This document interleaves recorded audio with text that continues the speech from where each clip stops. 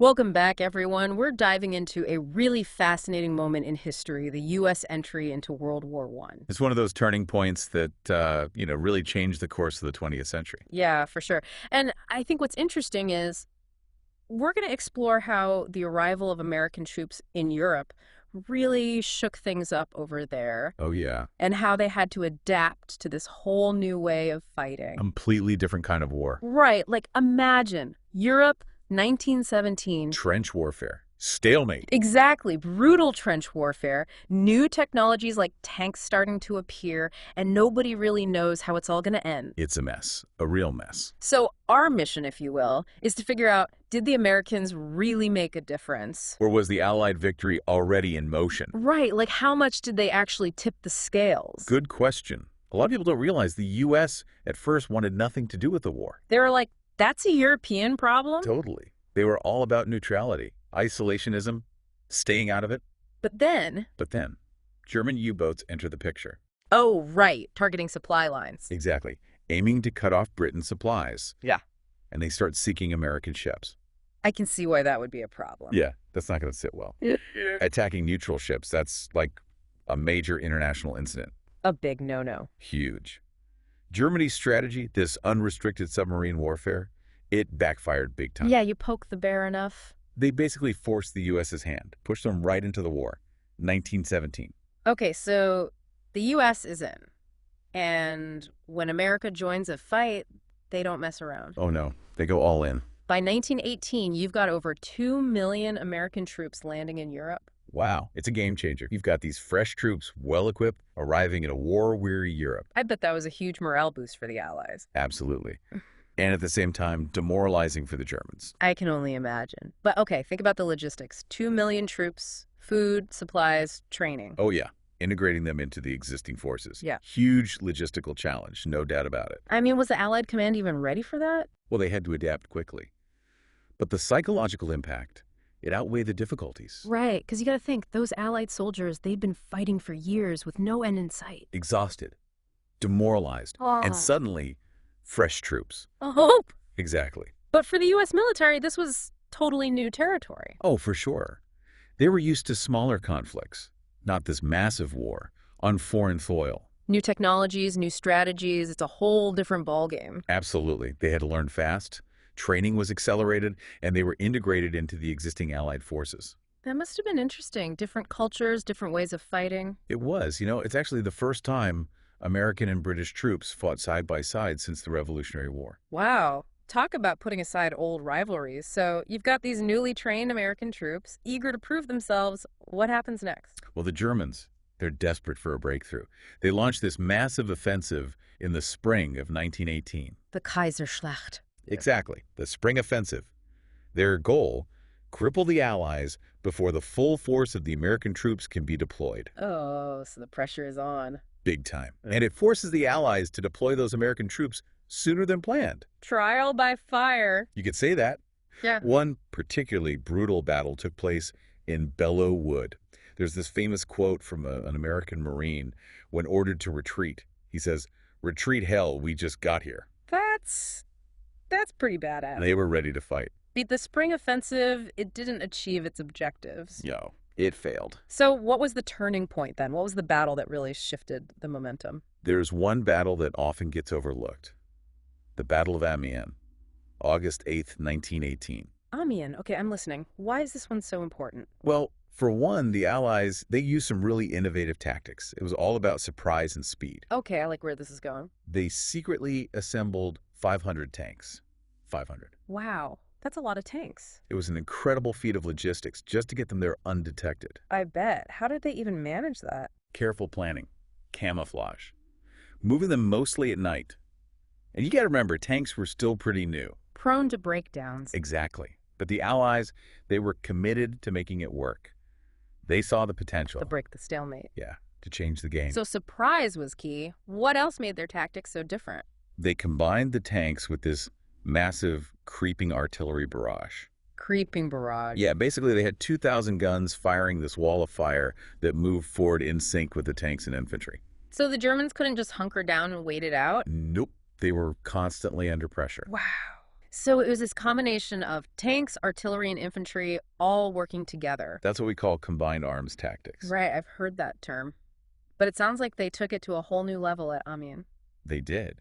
And they even used aircraft for reconnaissance and communication, sending up biplanes to scout enemy positions. So the commanders had real-time intelligence. Pretty much. It was revolutionary for the time. Okay, so Amiens was a pretty sophisticated operation. What was the outcome? A decisive Allied victory. They broke through the German lines, inflicted heavy casualties, captured thousands of prisoners. Wow. But even more important was the impact on German morale. Right, because it wasn't just a tactical defeat. It was a psychological blow. Yeah. They started to realize they couldn't win. Mass surrenders. Exactly. Something you rarely saw before this point in the war. Even the Germans, they recognized how significant it was. What did he say? General Ludendorff, he called it the Black Day of the German army. Wow. He knew the tide had turned. So Amiens, a major turning point. But where did the Americans fit into all of this? Oh, they were right there in the thick of it. The American 33rd Division played a key role. Really? Yep, especially the 131st Infantry Regiment, Right. fighting alongside their British and French allies. So they were holding their own. Absolutely. And what's interesting is they fought under their own commanders. So even within this larger Allied force. They had a certain level of autonomy. Wow. A taste of what's to come, maybe. Ah. Okay, so the Americans are proving themselves on the battlefield. Amiens is a turning point. What happens next? Well, let's just say Amiens was just the beginning. It was the spark that ignited the final Allied offensive. But we'll have to save that story for part 2 of our deep dive. Oh, come on. Don't leave us hanging. I guess we'll have to wait for the next episode to hear about the final push to victory. All right, so we left off with the Battle of Amiens. A big win for the Allies. Huge turning point. And, it wasn't just a single battle. It was the start of something much bigger. The beginning of the end, really. The 100 Days Offensive, right. I've heard that term. Exactly. From Amiens onward, the Allies just kept up the pressure, attack after attack, all along the Western Front. So it was like Amiens broke the dam, and then... Floodgates opened. Mm-hmm. And the German, they were already exhausted, demoralized, years of war. Yeah, I can only imagine. Then you add the psychological blow of Amiens, the realization that they couldn't hold back the Allies anymore. Especially with all those fresh American troops pouring in. Exactly. It was a recipe for collapse. But the Germans, they were tough, right? They had a reputation for being fierce fighters. Oh, they were. They didn't just give up. There were still plenty of hard-fought battles ahead. Like? Second Battle of the Somme, Battle of Saint-Mihiel, brutal fighting. And of course the Meuse-Argonne offensive. That was a big one for the Americans, right? Huge. Yeah. One of the largest and bloodiest battles of the entire war. Lasted for 47 days. Over 1 million American troops involved. Just trying to picture that scale of fighting, it's mind-boggling. It was a key part of the 100 Days Offensive, trying to break through the German defenses in the Argonne Forest. Cut off their supply lines. Exactly. So by this point, there are a lot of American troops in Europe. What was their overall contribution in this final push? Were they still mostly fighting under British and French command? They were increasingly taking on bigger roles, sometimes operating independently, sometimes alongside their allies. And they brought something new to the table, a fresh energy, a willingness to embrace this new, more mobile way of fighting. They weren't stuck in the old trench warfare mindset. Exactly. They were adaptable. They were ready to take risks. Did any specific tactics stand out? Well, they really excelled at open warfare tactics, emphasizing mobility, aggression. So instead of hunkering down in the trenches? They were on the move, Yeah. attacking, exploiting breakthroughs. Which units were particularly good at this? The 1st Infantry Division, the big red one, they really spearheaded a lot of those attacks. So the 100 Days Offensive, it really was like this unstoppable wave, wasn't it? Just pushing the Germans back further and further. So you got it. Constant fighting, constant movement. And it wasn't just military defeats that were wearing them down. Right. They had all those internal problems, too. Economic hardship, dwindling morale. There were even mutinies breaking out within the German army. They just couldn't sustain the fight anymore. So it was this combination of military pressure and internal collapse that finally brought them to the negotiating table. Exactly. By November of 1918, it was clear. Germany was defeated. They signed an armistice on November 11th. Armistice Day. The guns fell silent. And the world breathed a sigh of relief. The war to end all wars was finally over. Though, of course, we know that wasn't quite the case. Yeah, sadly, that optimism was short-lived.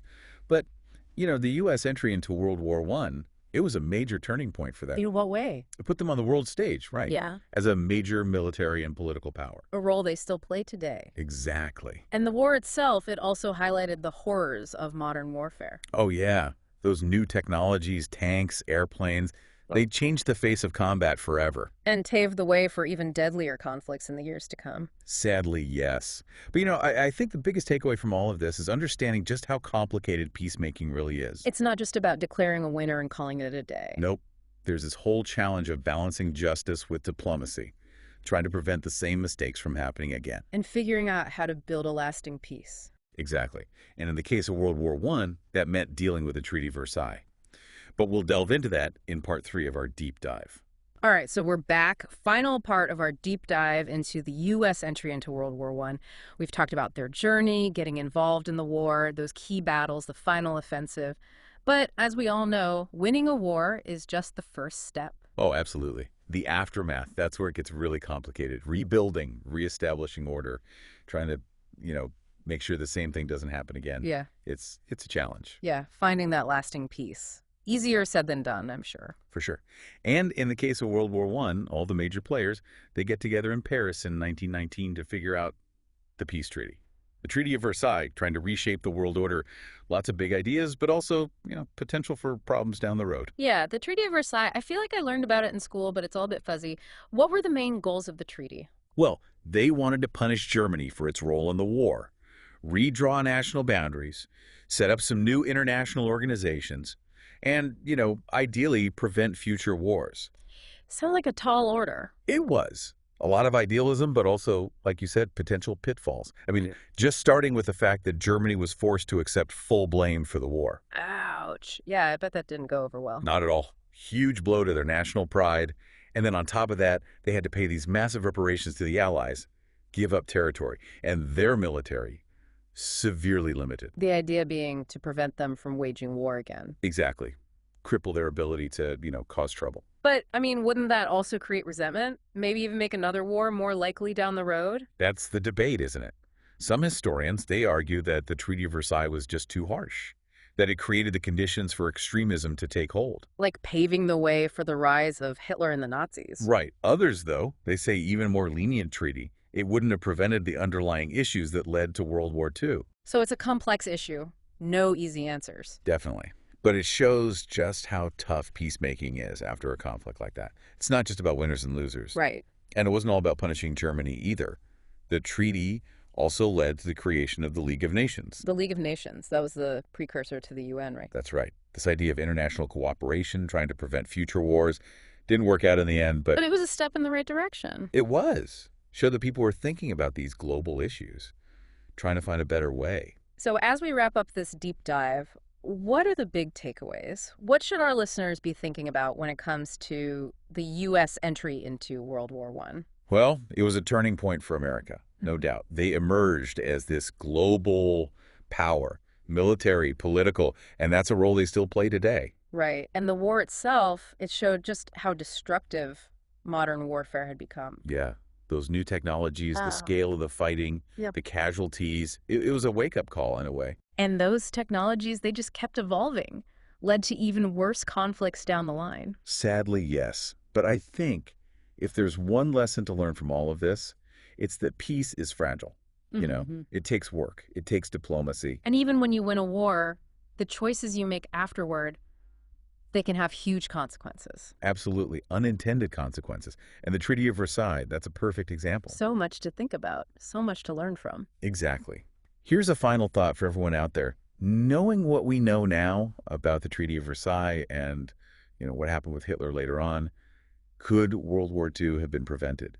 Could different choices have led to a different outcome? It's something to ponder. Wow. Yeah, that's a heavy one. A lot to unpack there. Well, that brings us to the end of our deep dive. Thanks for joining us on this journey through history. Hope you learned something new, and maybe, just maybe, it'll give you something to think about as we face the challenges of our own time.